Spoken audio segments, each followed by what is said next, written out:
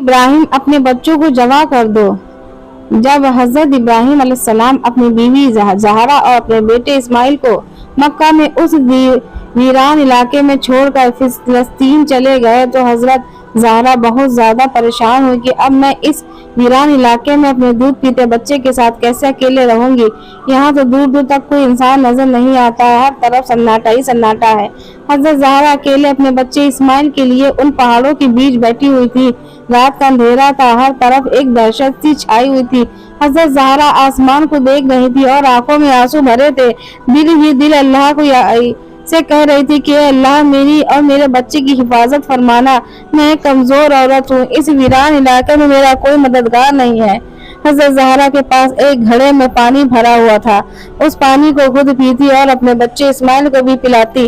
آخر 3 دنوں کے بعد وہ پانی ختم ہو گیا اور پھر حضرت زہرا بہت پریشان ہو گئی۔ اب میرے بچے کو پانی کیسے ملے گا؟ حضرت زہرا کو پہلے ہی پتا تھا کہ یہاں آس پاس کہیں پانی نہیں ہے، لیکن وہ اپنے بچے اسماعیل کو پیاس سے تڑپتا کیسے دیکھ سکتی تھی۔ اس لیے ایک امید لے کر اٹھی اور اپنے بچے کو زمین پر لٹال کر سامنے صفا پہاڑ پر چڑھ گئی۔ سوچا کہ اوپر جا کر دیکھوں شاید کہیں پانی نظر آ جائے، لیکن پانی کہیں نظر نہ آیا۔ پھر بیوی زہرا دوڑ کر اپنے پہاڑ مروہ پر چڑھ گئی کہ شاید ادھر سے کچھ پانی نظر آئے، لیکن پانی کہیں نام و نشان تک نظر نہیں آ رہا تھا۔ دوستو، جب کسی پر مصیبت آتی ہے تو اس کے گھر والوں میں سے کوئی نہ کوئی کسی کی مدد کرنے کے لیے کھڑا ہو جاتا ہے، لیکن آج اس مکہ کی سیاہ اور پتھریلا زمین پر ایک بے بس ماں جو اپنی آنکھوں کے سامنے اپنے بچے کو پانی کے لیے تڑپتا دیکھ رہی تھی، لیکن اس کے لیے کچھ بھی نہیں کر پا رہی تھی۔ حضرت زہرا آنکھوں میں آنسو لیے ادھر ادھر دوڑ رہی تھی کہ شاید کہیں پانی کا ایک قطرہ ہی مل جائے تاکہ میں اپنے بچے کی پیاس کی موت سے بچا سکوں، لیکن وہاں تو ہر طرف سوکھا ہی پڑا تھا۔ حضرت زہرا مصر کے بادشاہ کی بیٹی تھی، اس لیے وہ تو بچپن سے محلوں میں پڑی بڑی تھی، انہوں نے آج تک اتنی مشکل گھڑی نہیں دیکھی تھی۔ بیوی زہرا ایک بار صفا پہاڑ پر دوڑتے ہوئے جاتی کہ شاید کہیں پانی نظر آ جائے، اور پھر دوڑتے ہوئے مروہ پہاڑ پر چڑھ جاتی کہ شاید ادھر ہی پانی مل جائے، لیکن ہر بار مایوسی کی ہاتھ لگتی۔ جب بچے کا خیال آتا تو دوڑتے ہوئے اپنے بچے کو دیکھنے کے لیے آتی کہ میرا بچہ زندہ ہے یا نہیں۔ پانی ڈھونڈتے ڈھونڈتے صبح سے دوپہر ہو گئی، دھوپ کی تیزی بڑھتی جا رہی تھی۔ سورج نے دوپہر کے وقت مکہ کے پہاڑوں کو جلا کر آگ بنا دیا تھا۔ بیوی زہرا پیاس سے پریشان تھی اور اس کا بچہ بھی پانی کے لیے تڑپ رہا تھا۔ تیز دھوپ میں ایک جھوپڑی کے اندر پڑا یہ معصوم بچہ رو رہا تھا اور بے بس ماں ہر طرف دوڑ کر پانی کی تلاش کر رہی تھی۔ آخر حضرت زہرا ماں ہار مان کر صفا پہاڑ پر گر پڑی۔ ان کے اندر اب پانی کو تلاش کرنے کی ہمت نہ بچی تھی۔ حضرت زہرا کو اپنی آنکھوں کے سامنے موت نظر آ رہی تھی۔ دور سے بچے کے رونے کی آواز اس بے بس ماں کے کانوں میں پڑ رہی تھی، لیکن آج وہ اپنے پیاسے بچے کے لیے کچھ بھی نہیں کر پا رہی تھی۔ اپنے بچے کی یہ طلب دیکھ کر بی بی زہرا کی آنکھوں میں برابر آنسو آ رہے تھے اور اللہ کے دربار میں بے بس ماں بار بار فریاد کر رہی تھی کہ اللہ میرے بچے کی حفاظت فرمانا۔ آخر حضرت زہرا نے روتے ہوئے اللہ سے کہا کہ اللہ میں اپنے بچے کو اپنی آنکھوں کے سامنے مرتا نہیں دیکھ سکتی، اس لیے میں اسی پہاڑ پر پڑی پیاسی مر جاؤں گی اور میرا بچہ اس جھوپڑی میں پیاسا موت کی گود میں چلا جائے گا۔ اے اللہ ہم بے بس ماں بیٹے کی مدد فرما۔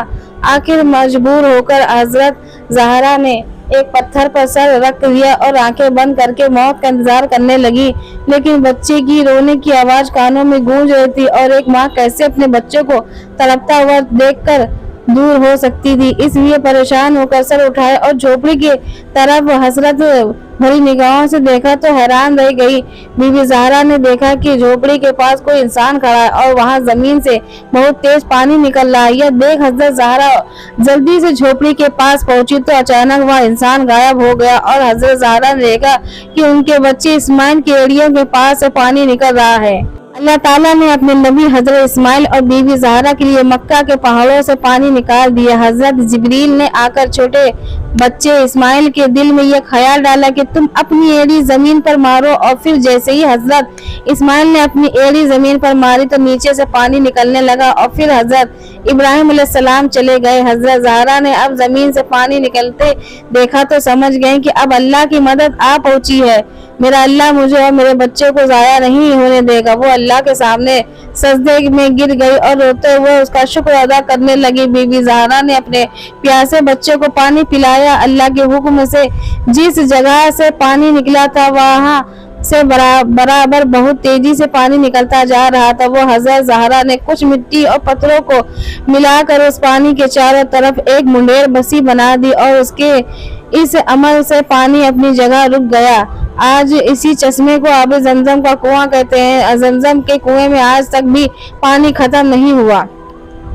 بی بی زہرا اپنے بچے اسماعیل کے ساتھ اسی جھوپڑی میں دن گزارنے لگی۔ وہ زمزم کا پانی پیتی اور آس پاس لگے کھجور اور کچھ پھل وغیرہ کھا کر اسی پر زندگی بسر کرتی۔ کئی مہینے اسی طرح گزر گئے۔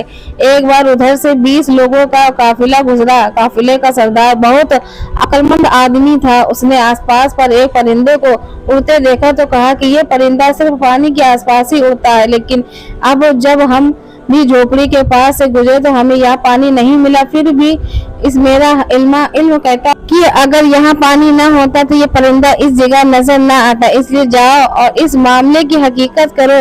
سردار نے اپنے میں سے ایک آدمی کو بھیجا اور کہا کہ جا کر دیکھو کہ آس پاس کہیں پانی نظر آ رہا ہے۔ وہ آدمی تھوڑی دور گیا، پھر پہاڑ پر چڑھ کر دیکھا تو سامنے ایک پانی کا چشمہ جاری تھا اور اس کے پاس ایک عورت اپنے بچے کو لیے اس چشمے کے پاس بیٹھی ہوئی تھی۔ یہ سن کر قافلے کا سردار بھی بہت حیران ہوا کہ اس ویران علاقے میں ایک عورت کیسے رہ سکتی ہے۔ وہ جلدی سے اس چشمے کے پاس پہنچا تو دیکھا حضرت زہرا اپنے بچے حضرت اسماعیل علیہ السلام کو لیے پانی کے پاس بیٹھی ہوئی تھی۔ قافلے کے سردار نے پوچھا کہ عورت تم کون ہو؟